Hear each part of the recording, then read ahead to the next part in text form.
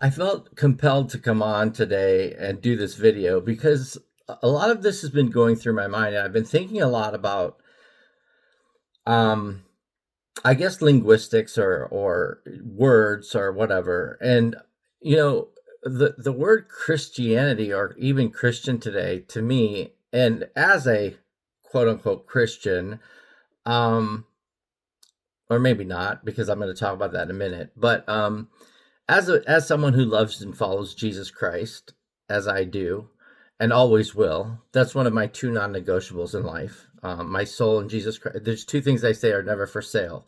That is my soul, which includes Jesus Christ, because He's the owner of my soul, and my integrity. Those two things are never for sale.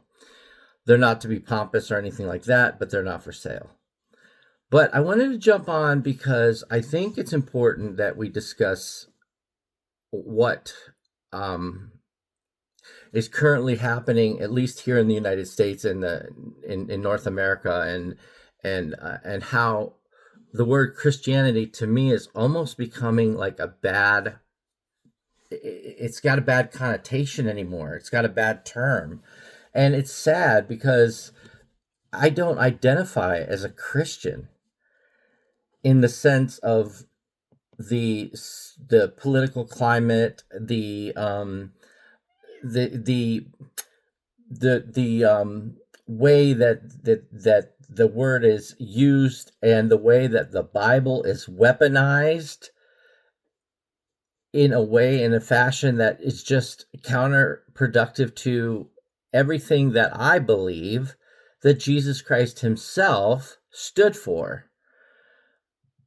And you know, things that we're seeing today, and I don't want to make this political. I don't want to make this divisive. I don't want to make this a point of contention or something where everybody is sitting there going, oh, goodness, here's Peter again, crazy Peter, you know, discussing his feelings on camera. But the truth of the matter is, if I think about it, I'm not a Christian. I'm not a Christian. What today's definition of a Christian would be. Perhaps 20 years ago, I could proudly call myself a Christian, but I can't identify with Christianity as it stands now in this country. Jesus lover? Yes. Believer in Jesus Christ, they're all living Jesus Christ, the master of the maker of the universe, the creator? Yes, absolutely. Triune God, Father, Son, and Holy Spirit? Absolutely. Totally, totally, totally, and will forever until the day I die and then after.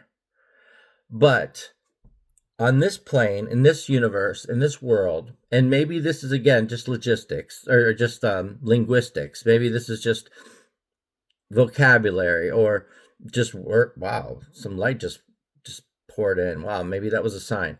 Some whatever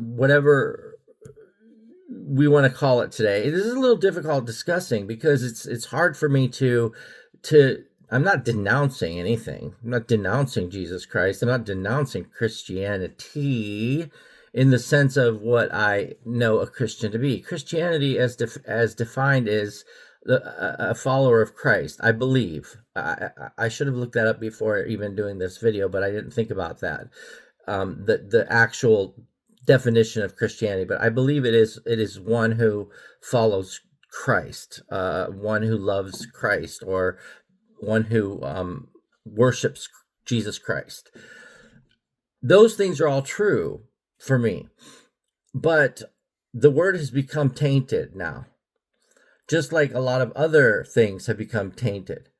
The Bible has become weaponized now, and all of the preachings, I always tell everybody this, especially my atheist friends or my friends who are not Christians. Sorry, and I'm using that word loosely right now for all intents and purposes. I always tell them, get the red letter version.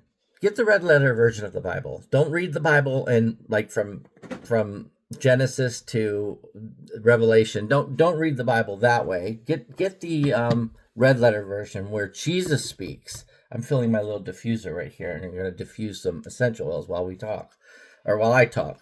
This is going to be a weird upload. Anyway, so yeah, so I have come to the point and to terms with the fact that, and not only do I love my fellow brothers and sisters that are pagan, and they practice what they call magic and whatever it is that they believe, and then they do in their pagan belief systems and stuff like that. It is not upon me to judge them. And Jesus Christ himself would say that. He would say, ye who are without sin, cast the first stone. Remember? Do you guys remember that? If you are a Christian and you're watching this, do you remember Jesus saying that? Do you remember Jesus always sitting and eating and dining with the sinners? Not the high class, not the wealthy, not the ones that were already saved, not the ones that were doing well and living their lives morally correct.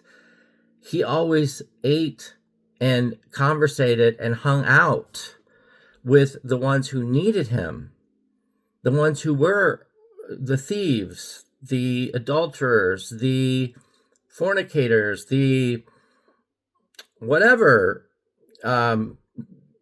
sin, murderers, whatever. Jesus was always there for the ones who he knew needed him. He was there for the ones who didn't need him too, but he's there for everybody. But again, I digress. I guess what I'm trying to say is that I believe that I am not going to refer to myself as a Christian anymore. And as rudimentary as it is, if somebody asks me, or if I choose to share this information, because obviously it's no one's information, no one's business what you believe. It's your own personal private information, whatever it is in your life, no matter what situation is as well. But if I choose to share anything with anyone, I'm going to say that I'm a Jesus lover. I don't know what else to say. I'm a Jesus lover, and I follow the Bible. And I don't follow the Bible 100% either. And that's another thing that's like, oh no, he's going to hell. Because Peter does not, and it's taken me a long time it's taken me 53 years to stray away from believing every single word of the Bible. I don't believe every single word of the Bible. Do not. I used to, and some may think I should, but after a lot of research, after a lot of introspection, after a lot of reading, after a lot of noticing things like discrepancies in the Bible contradicts itself several times, and I could give several examples, but that's not the point I'm here to make. We need to get back to this as religion. We need to get back to love. We need to get back to embracing one another in love, in light, in happiness.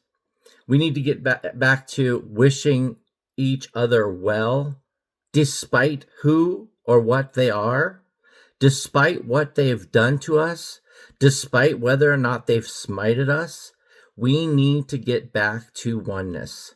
We need to get away from divisive things. We need to get away from dividing, and we need to start unifying. Because, folks, we're not going to make it as a species if we don't. And that is evident in what's happening in the world today. Just look around you. I'm not talking about just the United States now. Now I'm talking globally. Look around you.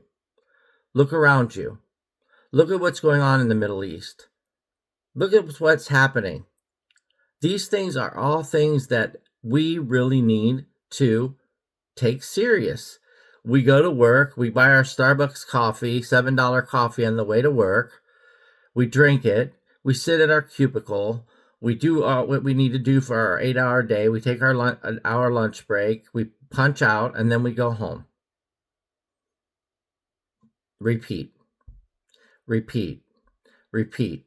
Friday comes. Woo, it's Friday. We go out and have a couple beers with our buddies, go home. Saturday, we sit there and watch TV, cartoons, whatever. I'm saying cartoons because Saturdays are typically known for cartoons. Watching TV, watching the news. Sunday, we go to church, if we go to church. If we don't, that's okay too. But I'm giving an example of the what we would consider the quintessential and normal lifestyle. To me, it's not normal at all. To me, it's the furthest thing from normal. And it's not because I'm lazy. It's not because I don't want to contribute to society or whatever you want to call it. I don't know exactly what I'm saying here, but what I'm saying is what I will say is that I have already established and built my empire working with the mentally retarded and developmentally disabled individuals in the state of Ohio and being funded through Medicaid. I had a very successful company. I was making $115,000 a year. That's the most I've ever made in 1 year. And it was very, very, very,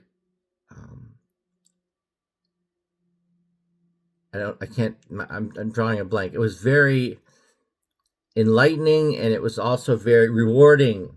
That's the word. It was very rewarding to me. Very rewarding. And my idea of a life well lived is doing a job where, and I'm sure this is cliche, you've heard this 1,000 times, doing a job that's not like a job, that doesn't feel like a job. It feels like it's fun, like you're enjoying it. Then you've really found what you need to do in life to earn your income, to earn your living. And that's what I'm doing. I've given up that whole lifestyle, which if I would have stayed as the owner, CEO, I had no lawyers, nothing. I did the LLC, all the paperwork, filed with the state, got my licensure through the state, got my Medicaid billing number through the state. All of these things I did all by myself without one single attorney in 2007, in December of 2007. And I was very proud of myself. And I was even in a bad way back then, with partying, being a partier. But I still did it.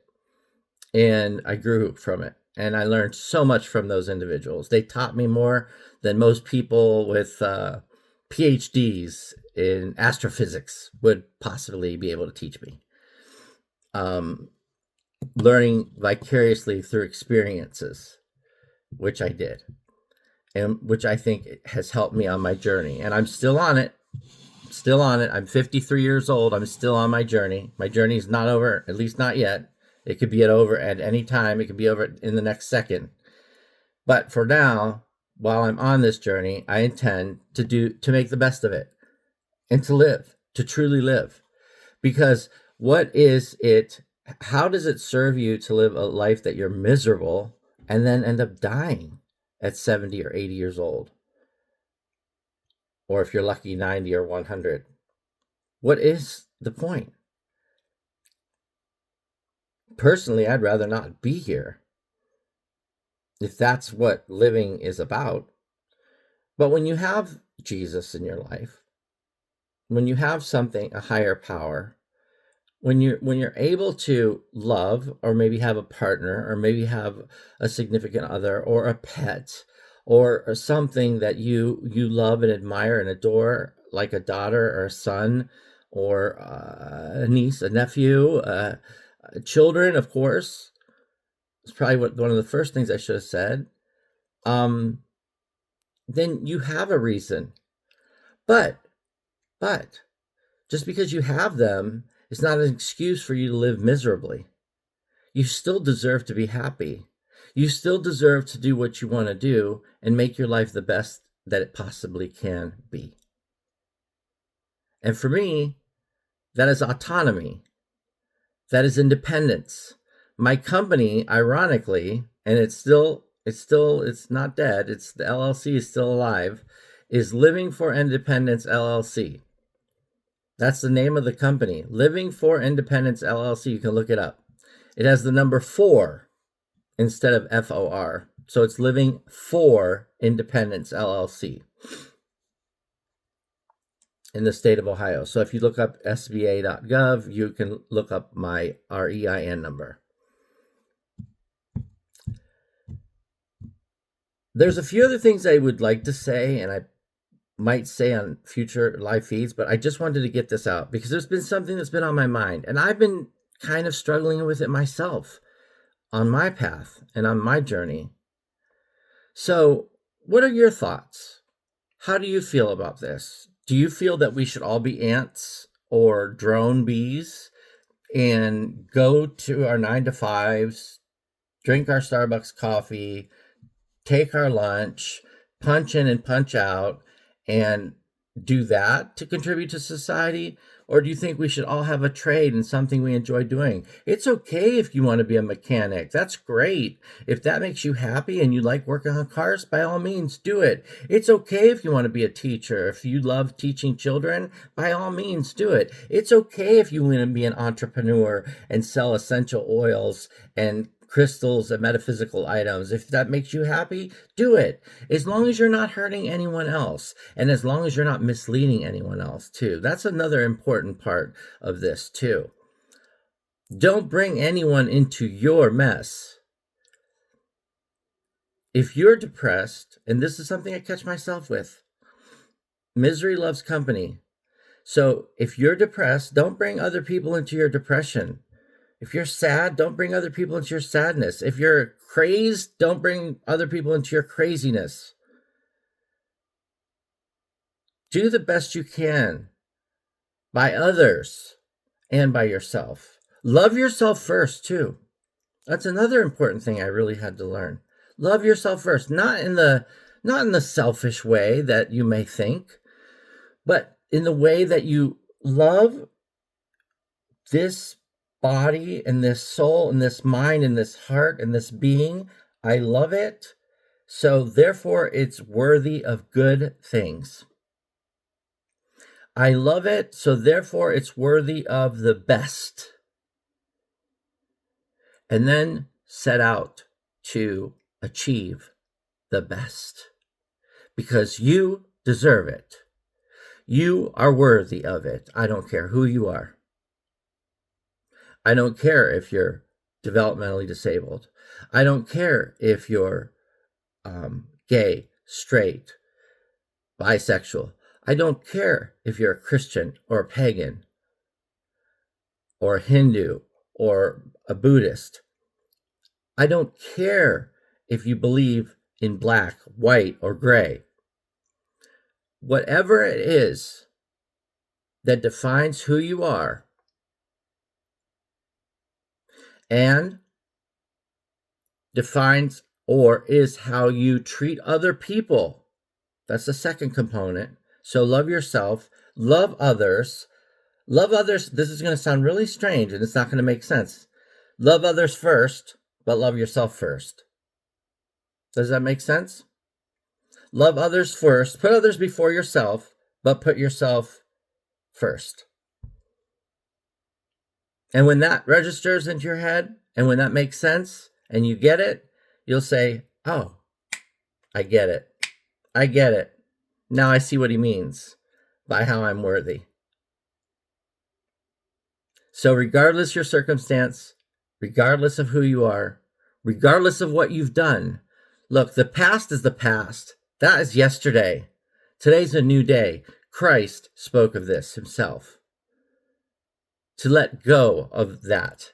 Let go of who you were. You're no longer. I had a pastor just recently pray over me. Such an amazing man. I love this man. I love him. I would die for him. He's an amazing human being. And he's done some amazing and remarkable things in his life. And if he's watching, he knows who I'm talking about. But he prayed over me. And as he laid his hands on my shoulders, he was holding my hands. We were holding hands, facing one another. And he said to me, he said, "You, Peter, you are no," he was praying. He said, "You are no longer the labels that were that you put on yourself and that you once were. You are free of those labels. You are free of those things. You are anew." And I really, really, really appreciated that. And I think that in part has something to do with what I'm talking about here. Just a little part, but a part of what point I'm trying to make here. So if I haven't totally confused you by this point, because it's been 20 minutes already, I'm going to upload this to YouTube, then I'm going to share it. If I've not totally confused you, or if you would like to schedule an appointment with me and you'd like to contact me, please feel free to do so on Messenger. My email, my business email is pslconnect@gmail.com. PSL, my initials, connect at gmail.com. You can also email me as well. I also have a website and it's under construction, so just bear with it. It's crazy and out of control right now. But the website's lemoscrystals.com. lemoscrystals.com.